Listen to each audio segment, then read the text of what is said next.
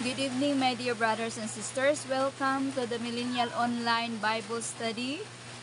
Our topic for tonight is about the grain offering, which is taken from Leviticus chapter 2, verses 1 to 16. Ako din i-greet atong mga kaigsuunan, labi na sa ato ang host pastor, Pastor Sunny Valles. And sa ato sa mga kaigsuunan, sa atong mga kaubang mga lecturers, ni Sister Maria Rosilin Sekretaryo, ni Brother Yusticio Umay, ni Brother Junjun Tulintin, o kanatong tanan mga igsuon. Once again, good evening. So, before we start, let us ask first the guidance of the Holy Spirit to anoint us as we go through with our lessons topic for tonight. So, let us pray. Most Heavenly Father, we thank you, Lord God, for all the chances, for all the opportunity you have given us, Lord. Even for this very hour, Lord God, we ask your Holy Spirit to guide us, to anoint us, O Lord God. Masabtan na mo, Lord God, ang imong mga pulong, Lord. Forgive us all our sins, Lord God. Naot, Lord, nga ikaw magauban as we go through the discussions.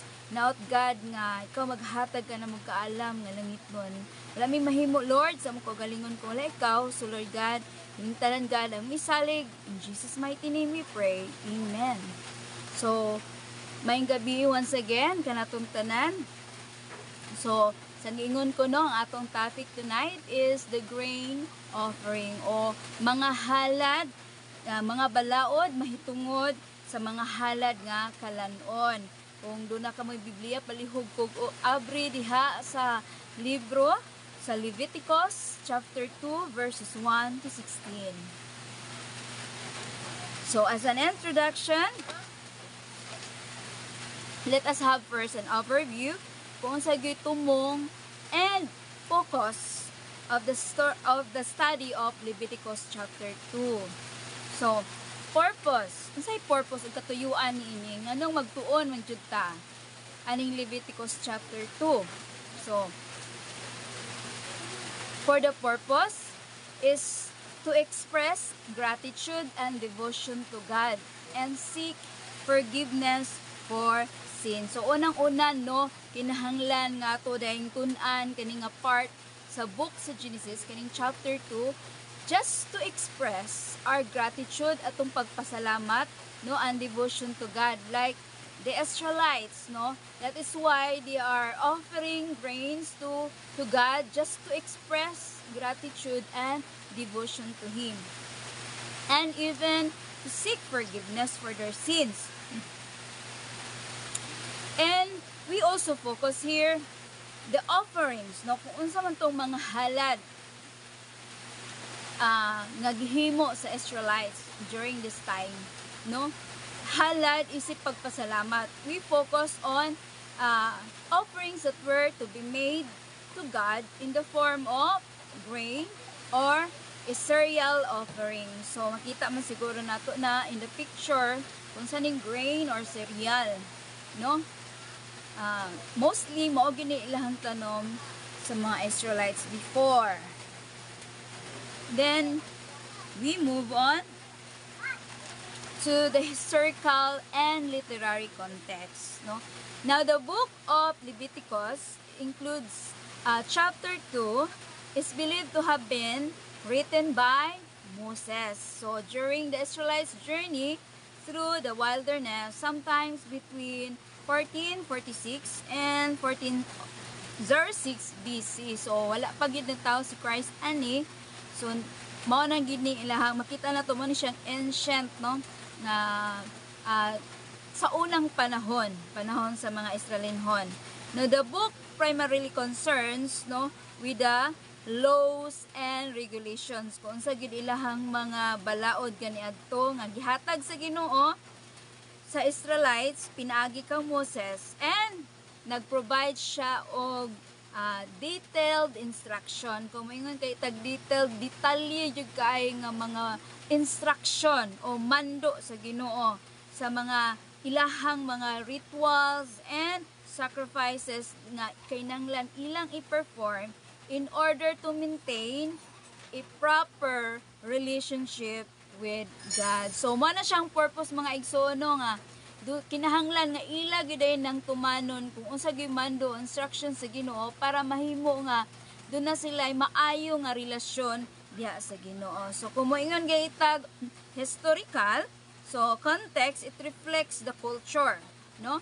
Kung unsa gid ilahang kultura ug mga practices kaniadtong panahon who were nomadic.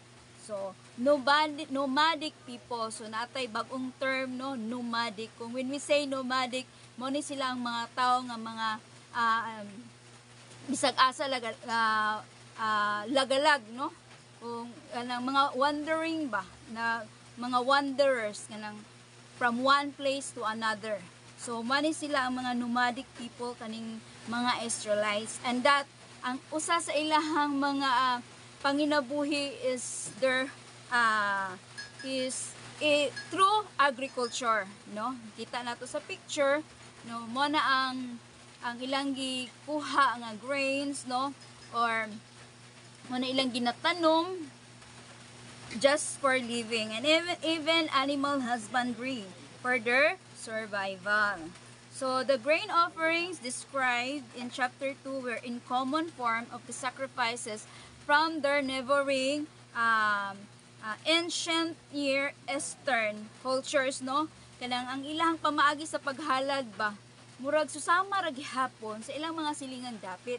Gani lang kaning halad nga ilang gihimo nagasubay gyud ni kung unsa gyud mando sa ila sa Ginoo, just to express gratitude. Now,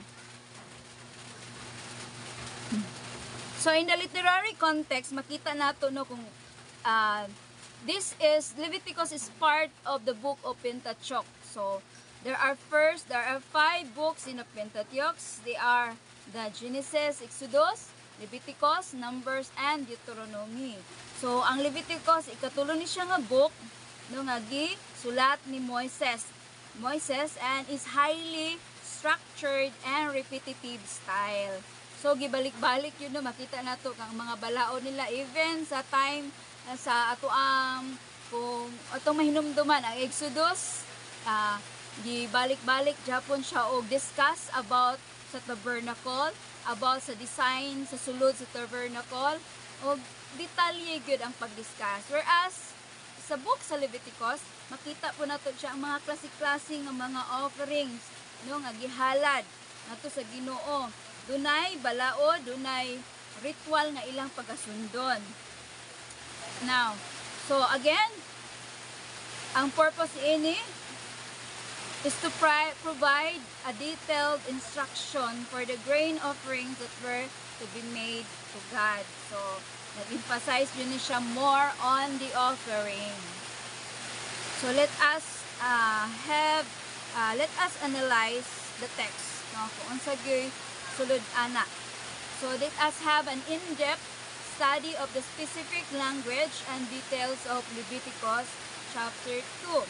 Leviticus chapter 2 provides a detailed instruction on how to prepare and present the grain offering to God. So, here is the study of the details. It's details. Number 1 is ingredients.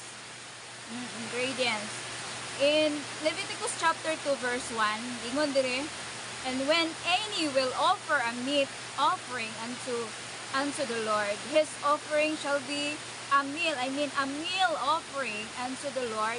His offering shall be of fine flour, and he shall pour oil upon it and put frankincense thereon. So sa mga ingredients din makita ang tining gitawag nga grain or flour. Fine flour, which is mixed with oil, no, which was likely this olive oil, no, to form a dough like mixture. So, and its preparation,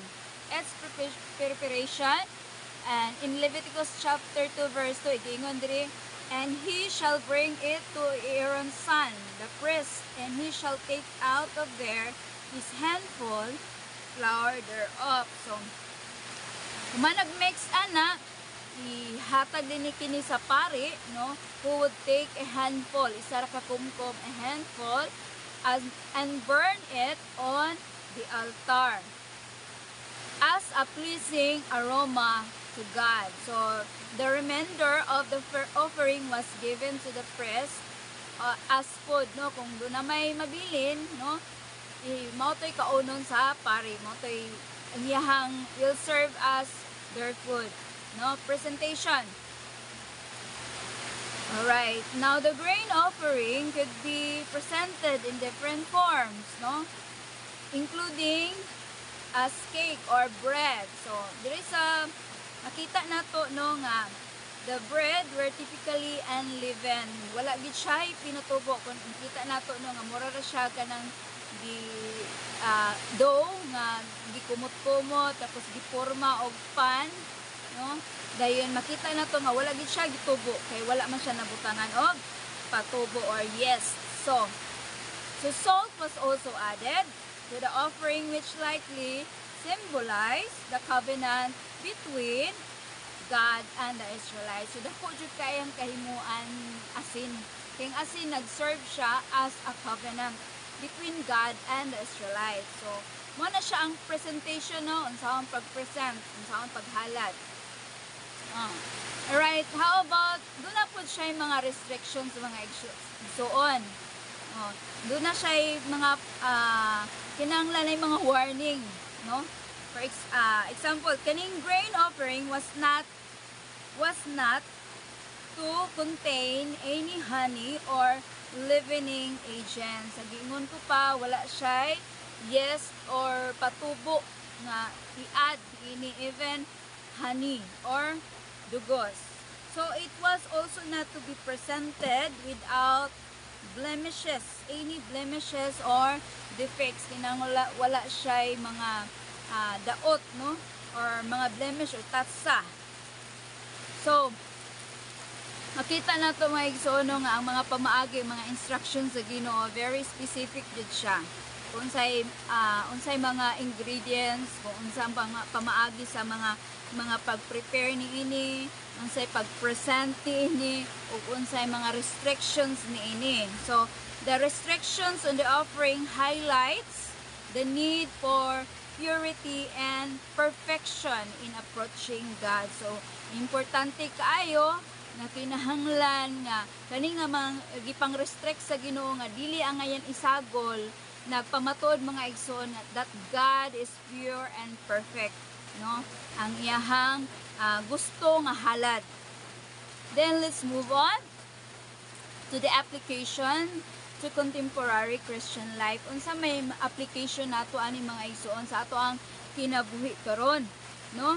There are ways that the principles and values in Leviticus chapter 2 can be applied to our contemporary Christian life. So sa karon natong kinabuhi, kung itandi nato kung ang pamaagi sa pag-offer kaniadto nga ginasunod jud sa mga Israelites o sa atong kinabuhi karon, do na siya kalambigitan. So unsa may mga values niini? Number 1 is we have this gratitude and devotion.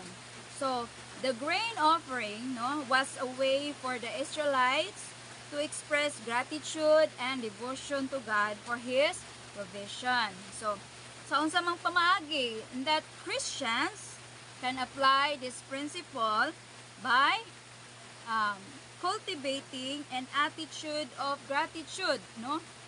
Practicing gratitude daily by giving thanks for the blessings in one's life. Nakita na first bullet, makita nato niya, no, unsa man pag-apply sa kakristohanon nga ang iyang kinabuhi mahimong mapasalamaton. Kinahanglan i-practice nato ng pagpasalamat matag adlaw, pinaagi sa pagpasalamat sa tanang mga grasya o sa tanang mga panalangin nga atong nadawat. So another one, we had to make a commitment to spend time each day in prayer and meditation in order to cultivate a deeper relationship with God. Kinahanglan nga committed jud ta sa ato ang pagkakristohanon, na kinahanglan adlaw-adlaw do na gyud tay time, do na tay panahon sa mga pag-ampo ug sa pagpamalandong aron nga mas madipa or mas malawom pa ang atong relasyon nato sa Ginoo. Then another one is to express devotion to God through acts of service. So makita nato in the picture, no, kung unsa gyud ang pagpugi sa mga Kristohanon sa sa kinabuhi sa ilang isig katao, no, doon nagigitawag nga mga buhat, no, ministry. So we have their worship and obedience to His command. So whatever you do, kanang imong ministry nga imong gihimo karon, imong gi-commit sa Ginoo, that serves as a worship, no, ang imong pagsimba diya sa Ginoo, imong devotion. So that's it. Another one, diha na to mabasa sa first Thessalonians 5:18. So when we say gratitude, dapat mapasalamaton tanod. We should be thankful in all circumstances. So God wants us, no, from you, no, sa atong kinabuhi, and this is what God wants us nga gusto niya nga doon natay kasing-kasing mapasalamaton, maayo man o dili, mahitabayo man o dili nga mga panghitabo sa atong kinabuhi, in all circumstances jud, sa tanang panahon, in all season, dapat na magpasalamat ta sa atong buhi nga Dios, no, labi na sa atong kinabuhi. Then number 2 value is taken from the grain offering is this reverence and respect, no? Nganong nag-offer sila kaniadto,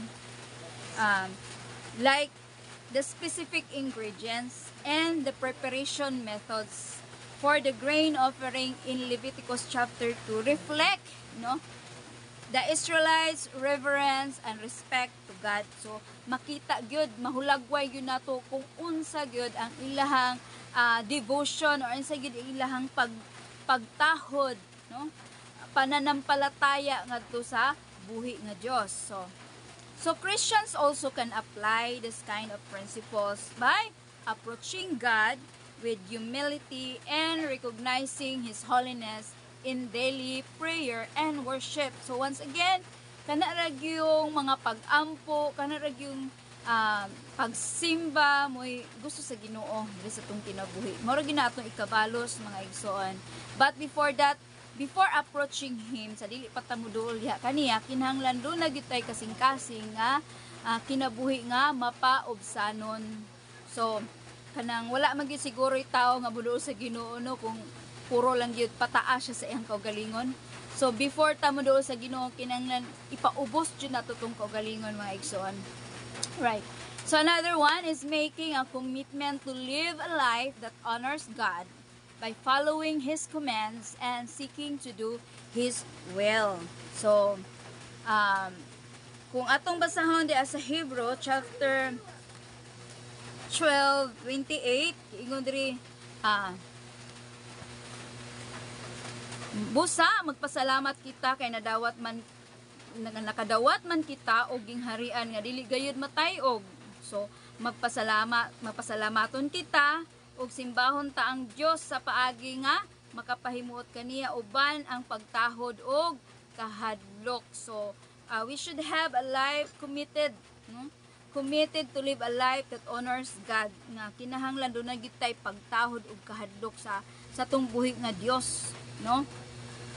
Pinaagi sa pagtuman, pagsunod sa iyang mga mando diri ka nato ug pangitaon jud nato kung unsa gid iyang kabubuton, unsa gid iyang purpose sa ato, ang unsa gid purpose nato sa atong kinabuhi, no, makita nato kung ato siyang pangitaon. Hallelujah.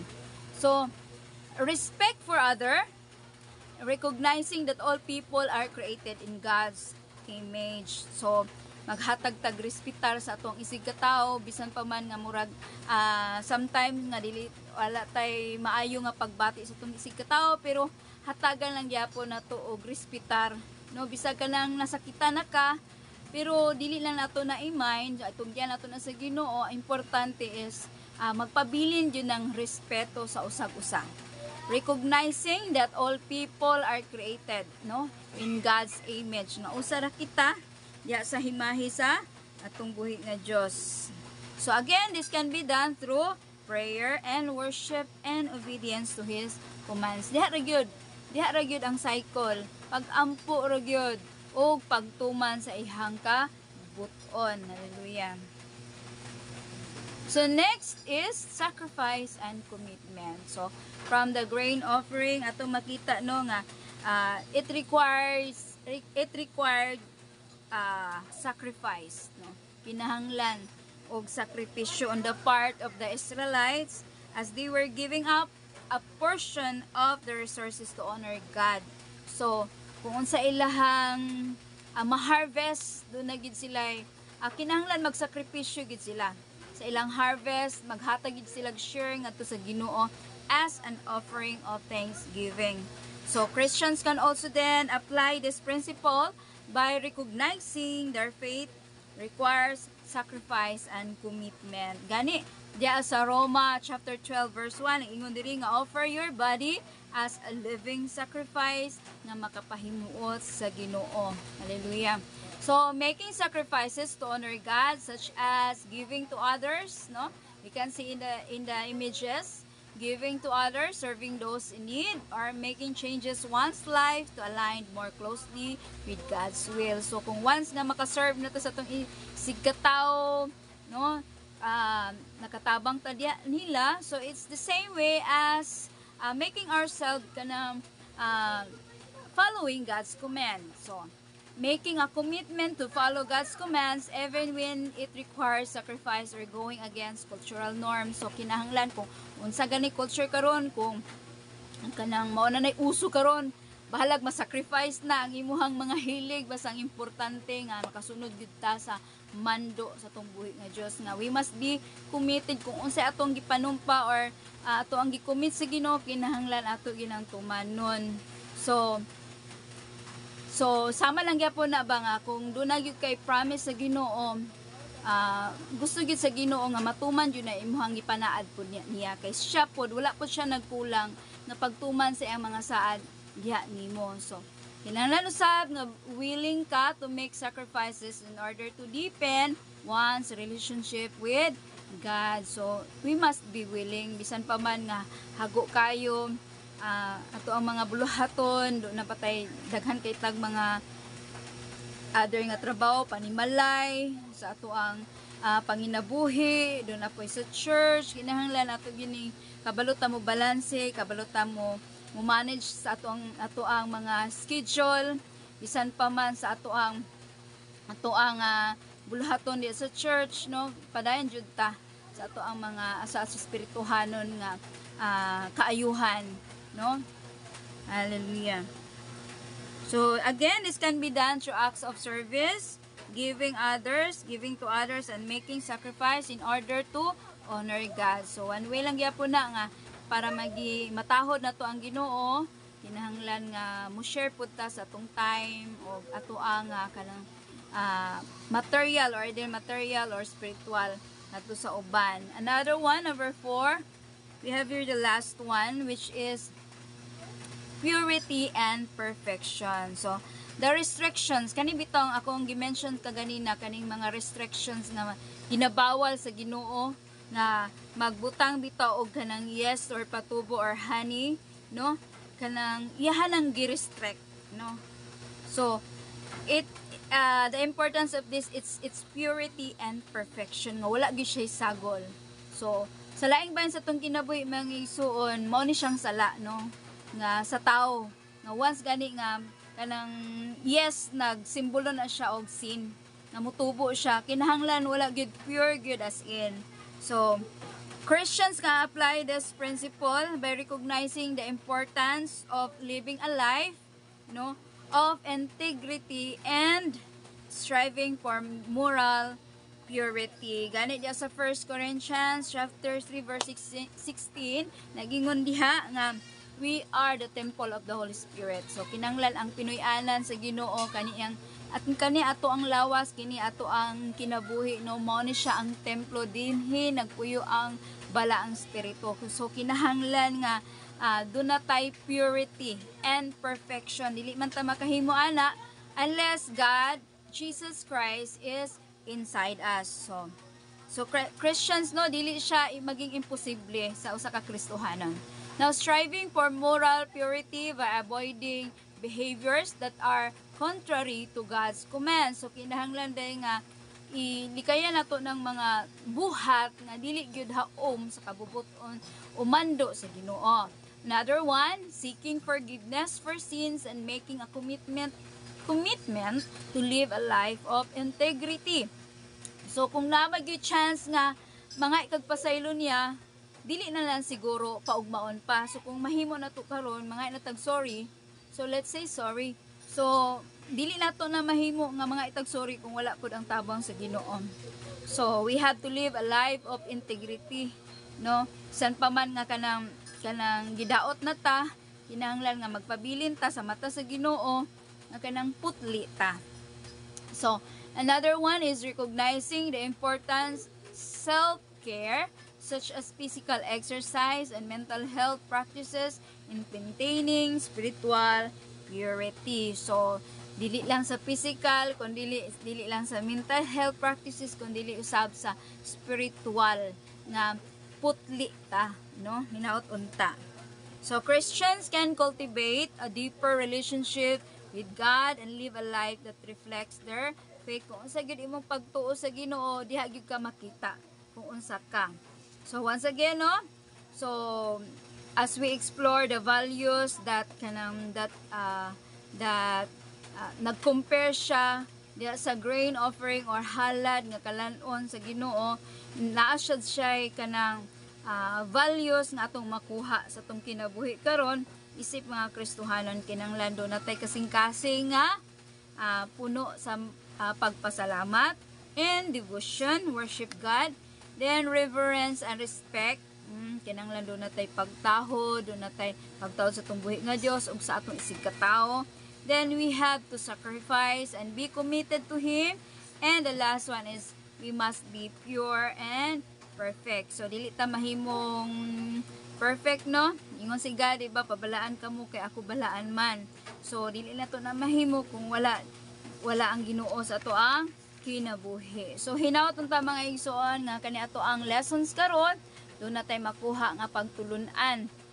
So an offering, the best offering that we can give is ourselves, no? Ang atong kinabuhi nga mahimo kining maputli, mahimo kining maayo, mapasalamaton, tanan mga qualities nga gipangita sa Ginoo, ingredients, no, to live as a happy and Christian living, to live a happy Christian life. So hinaut unta ang Dios magapanalangin kanaton tanan nga do natay nakatunan diri sa grain offering from Leviticus chapter 2 verses 1 to 16. Ang Dios magapanalangin. Dalaygon ang Diyos. Hallelujah.